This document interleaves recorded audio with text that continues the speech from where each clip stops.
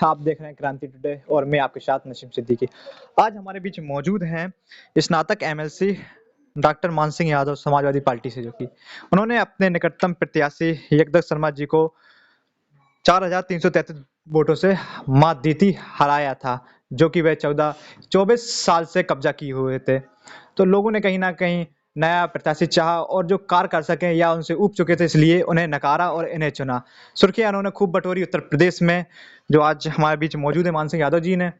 तो आज कई सवाल भी हैं जो उनके वोटरों के हैं और साथ में उनसे भी हैं और हमारे कुछ चैनल टीम की तरफ से। तो नेताजी, पहले तो हमारे शो पर आपका बहुत बहुत स्वागत है। धन्यवाद धन्यवाद। तो पहला आपके जो सवाल हमारा रहता है मिला जुला है कि आपने जिस तरह जमीनी स्तर पर कार्य किया है, तो आने वाले चुनाव में तो आप जो सोशल मीडिया के नेता हैं उन्हें वरीयता देंगे, या जो जमीनी स्तर के नेता हैं जो पार्टी की मजबूत बनाने का कार्य करते हैं? ऐसे देखा है जनपद में कई बड़े वरिष्ठ नेता हैं जो अभी देखा गया है, कई जो अन्य पार्टी के नेता जो कार्यकर्ता थे उन्हें सपा में ज्वाइन कराया है। तो किन्हें वरीयता देंगे, जो सोशल मीडिया के नेता हैं या जमीनी स्तर पर जो कार्य कर रहे हैं? देखिए, चुनाव एक संतुलन की स्थिति हुआ करती है। तो ज़मीनी वर्कर, सोशल मीडिया, सब लोग एक दूसरे से कंधा मिला करके और 2022 के लिए कमर कसेंगे, इसमें कोई दो राय नहीं। आपने जिन मुद्दों को लेकर चुनाव लड़ा था और जीत हासिल की है, उन मुद्दों को पूरा करने के लिए कब से प्रण लेंगे और पूरा करने के लिए क्या करें? देखिए, ज़ाहिर-सी बात है, यह चुनाव मुद्दों के आधार पर लड़ा गया था और जो 1,76,000 शिक्षा मित्रों को समाजवादी पार्टी की सरकार ने रेगुलर किया था, भारतीय जनता पार्टी जैसे ही सत्ता में आती है, उनको बाहर का रास्ता दिखा देती है और आज लगभग 4,000 शिक्षा मित्र आत्महत्या कर चुके हैं। तो शिक्षा मित्रों के लिए और जो वित्त विहीन शिक्षक, जिसके लिए समाजवादी पार्टी ने 200 करोड़ रुपए का फंड दे करके सर्वप्रथम मानदेय की शुरुआत की। भारतीय जनता पार्टी जैसे ही सत्ता में आती है, उस वित्त को रोक देती है। तो बहुत सारे मुद्दे हैं, बेरोजगारी के मुद्दे हैं, शिक्षा प्रेरक है, कंप्यूटर शिक्षक है।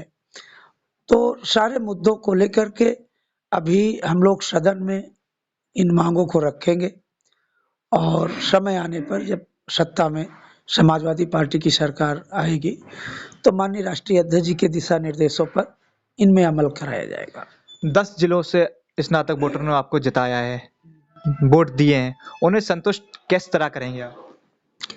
जाहिर सी बात है कि इस चुनावी क्षेत्र में 10 जिले आ रहे हैं और 10 जिले के जो मतदाता हैं, जो उनकी मांगे हैं, उसको हम सदन में रखेंगे और उनके विकास के लिए जो भी निधि निर्धारित है और उस हिसाब से उनमें शेयर निर्धारित करके विकास के कार्य कराएंगे। जैसा कि आपके जनपद स्तर पे अगर कार्यक्रम लग रहे हैं, कार्यक्रम आप कर रहे हैं, तो क्या मुद्दे हावी दिख रहे हैं? और वर्तमान में जनता अगर देखा जाए तो सरकार की ओर क्या रुख कर रही है और आपकी पार्टी की ओर क्या रुख कर रही है? देखिए, वर्तमान सरकार जो है, वो आप कोई भी वर्ग ले लीजिए, चाहे वो कर्मचारी वर्ग हो, चाहे किसान वर्ग हो, चाहे व्यापारी हो, समाज का कोई भी वर्ग वर्तमान सरकार से संतुष्ट नहीं है। और अभी हाल आप ताज़ा उदाहरण देखिए कि लगभग 2 महीने से किसान अपनी जायज़ मांगों को लेकर के आंदोलन कर रहे हैं और भारतीय जनता पार्टी, जिसका लोकतंत्र में, संविधान में कहीं विश्वास नहीं है, आज इस आंदोलन को कुचलने के लिए पूरा षड्यंत्र रच रही है।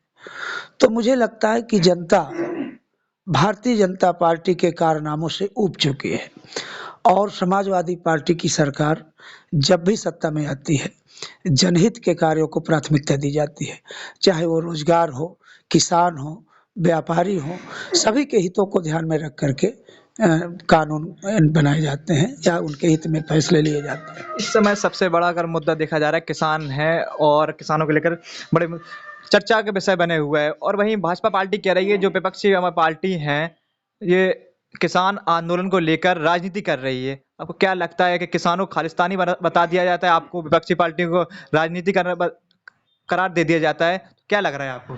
नहीं, देखिए, विशुद्ध रूप से भारतीय जनता पार्टी वह पूरे देश को पूंजीपतियों के हाथ में गिरवी रखने का षड्यंत्र रच रही है।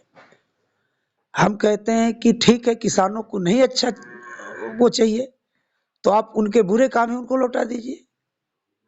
आप बहुत ही चतुराई से कॉन्ट्रैक्ट फार्मिंग या बहुत सारे जो किसान का आप वो मुद्दा लेकर लड़ रहे हैं, उसमें आप देखिए कहीं न कहीं पूरे इनका जो किसान को लेकर के रणनीति है कि हम पूंजीपतियों को किस तरह फायदा पहुंचाएं।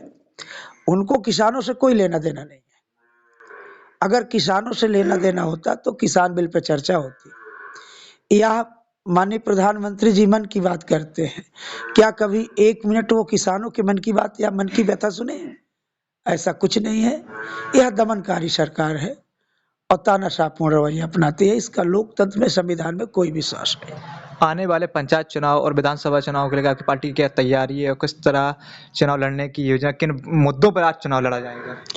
देखिए, चुनाव को लेकर के समाजवादी पार्टी के राष्ट्रीय अध्यक्ष माननीय अखिलेश यादव जी जो भी दिशा निर्देश वहां से होगा और उसी को आधार बना के सभी कार्यकर्ता इस चुनाव को लड़ेंगे।